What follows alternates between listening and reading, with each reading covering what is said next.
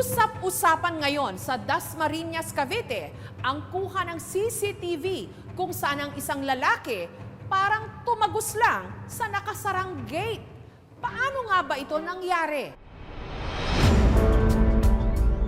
Ang siyam na gate ng Barangay San Francisco 1 sa Dasmariñas, Cavite, buong araw na bukas para sa mga dumadaan. Pero pagpatak ng alas 11 ng gabi,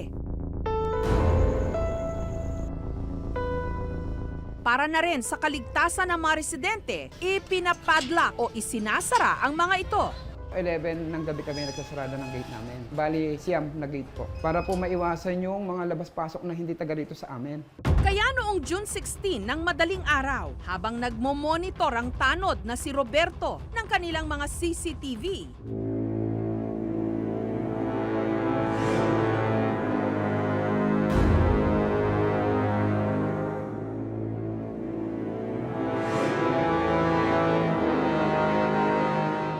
gulat niya nung isang lalaki na tila nasa kabilang bahagi ng gate 4 ang tila tumagos lang sa gate. Hindi ko man iniisip na tatagos siya sa gate eh. Ang iniisip ko lang, doon lang siya. Nagtaka na ako noon kasi nga bakit tumagos siya sa gate. Sa takot, agad iniradyo ito ni Roberto sa kanyang mga kasama. Anak, meron kasing... May balahibo ko. Kaya sinigurado sa mga kasama ko, tingnan nila kung bukas nga o nakapadlock yung gate. Dali-daling pinuntahan ang gate 4 para siguruhing nakapadlock talaga ang gate. Papunta pa lang po kami doon sa site, nananayo na yung balahibo ko. Pagdating ko po doon sa may gate, chinek ko po agad yung padlock. Kasama ko po yung ibang tanod ko. Then talagang siya yung nakasarado. Nagtanong-tanong din sila sa mga nakatambay. Wala tinanong ako ni Kap na kung may nakita akong dumaan. Sabi ko sa kanya wala. Kung di dumaan dito sa amin, sinalubong din nila. Baka nandito lang, tatago lang. Eh bigla raw nawala. Ginawa nila Kap, pinahanap-hanap na nila. Wala naman sila nakita.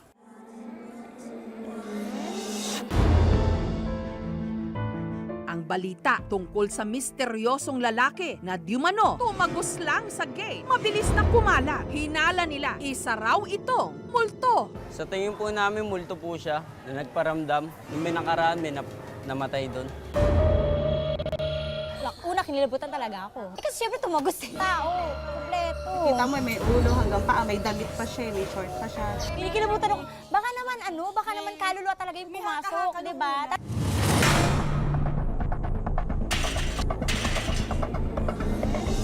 Ang hinala nila, ang tumagos sa gate, nakapareho raw ng porma at lakad ng Kuya Tanta ni Rena na noong nakaraang buwan lang namatay. Yung una pong nakita ko yung video, ma'am, kinilabutan po ako, saka para pong natakot din ako. Pero nung sa akin, sabi ko, kuya ko yan. Pati po yung tayo po niya, pa saka yung parang yung tindig po niya kasi medyo hukot.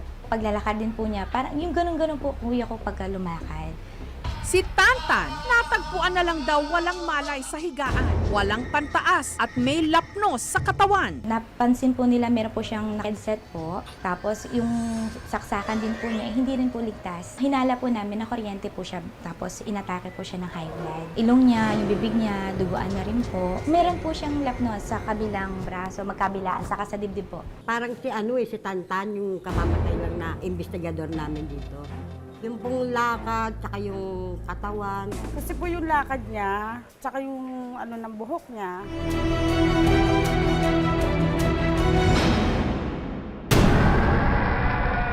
Parang siya yun. Pero nung muling balikan ni Rena ang CCTV footage, nagduda siya. Nung pinanood ko po na mas malaki sa CCTV sa barangay po, dun ko po na-realize na hindi po siya.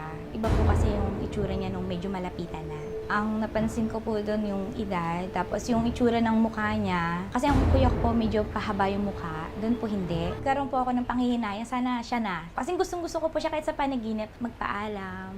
Kasi hindi po siya paalam sa amin. Haka-haka naman ang iba. Multo ito ng isang nakatira malapit sa Gate 4. Nakasalukuyan noong nakaburol, si Toto. Nung mga first day nung yung nawala siya, nararamdaman ko siya, mami. Kasi nagluluto ako sa kanila. Malamig. Yung amoy niya, naamoy ko. Sabi ko lang, ma'am, sabi ko, alam ko nandito ka. Nakikita mo kami. Ika-6 na araw na ng lamay ni Toto nung nagkagulo ang mga tanod dahil nga sa kahina-hinalang kuha ng CCTV. Ang suspetsya nila, multo ni Toto. Tinanong kami kung may dumaan daw sa gate kasi nakita nga daw nila may pumasok daw sa gate. Kami, nagulat kami kasi wala namang kami napansin na pumasok, kinalibutan nga yung mga kasama ko eh. Pero para kay Ramona, hindi ito ang kanyang kapatid. Yung sinasabi po na may resemblance sa kapatid ko, actually ma'am wala eh. Sa body build pa lang eh, magkaiba sila eh. The way ng paglakad, magkaiba eh. At nakahubad yun. Pero yung kapatid ko, never nakahubad yun. Ayon sa mga tanod, imposible raw talagang makalusot ang lalaki sa gate, lalo pat sigurado raw sila na nakalock ito nung mga oras na yon. Talagang bago ko po yan, talagang inaano po namin lock talaga. Walang makakalusot po sa amin dyan. May kuha pa nga raw sa CCTV ng ibang bumalik nung nakitang nakalock ang gate. Nung gabi pong yun, hinahanap ko po kasi yung girlfriend ko po. Kasi po lumabas po siya, hindi niya po ako kasama nun. Napansin ko po dito. Pumunta lang po ako saglit, tapos tinignan ko, sarado naman po. Kaya hindi po ako tumuloy. Para imbestigahan ang kaguluhang ito, nireview ng aming team ang buong CCTV footage nung gabing yon. Nagsama rin kami ng video expert sa gate mismo. Well, I think my experience, hindi siya edited.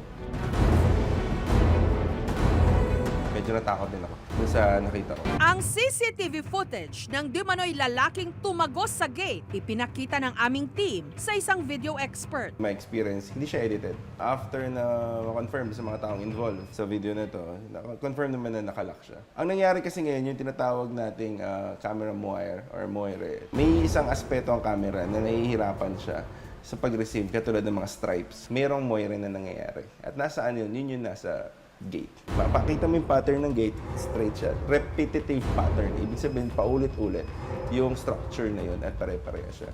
So kung sino man ang dumaan doon, may chances na mag-blur siya kasi nakafocus nga tayo doon sa lines na nandito. Para natin na-prove yan, nung lumalayo yung tao, which is nakita naman natin sa video, nawawala yung moire niya. So malaki ang chance na galing siya dito sa left side, baka siya tumalon or baka siya nag-over the background, yung tinatawag natin, na hindi nakita. Kasi nga medyo may puno, may halaman. Sa pangunguna ni Emir, sinubukan nilang i-recreate ang nakunan ng CCTV. Ngayon kasama natin si RJ para mag-demo kung ano bang pwedeng nangyari nung gabi na yun.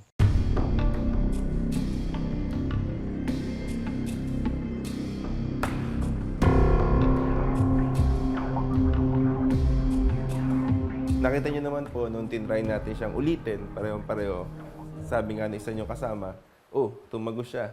Ganun po kasi yung naging illusion nung video na yun. Sa pagtatanong ng aming team, natunto ng lalaki na di manoy tumagos sa gate. Sige, palagay niyo, sino kaya ito? Pero Sedwin nga ho yan eh. Eto.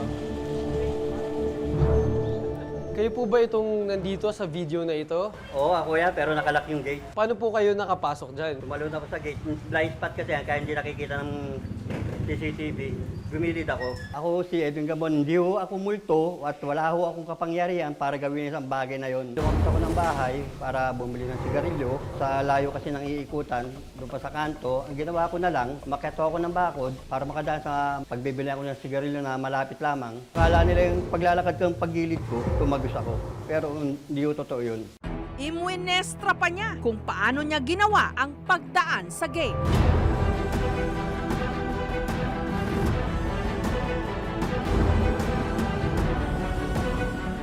Siyempre po, masaya. Siyempre, kahit papano, yung mga kuro-kuro ng mga residente ko, pati yung kaba nila, nalaman nila yung katotohanan na wala pala talagang taong tumagos doon sa gate. Kung minsan talaga ang ating mga mata mapanlin lang. Kaya para malaman ang buong katotohanan, huwag isarado ang isipan. Thank you for watching mga kapuso. Kung nagustuhan niyo po ang videong ito, subscribe na sa GMA Public Affairs YouTube channel. And don't forget to hit the bell button for our latest updates.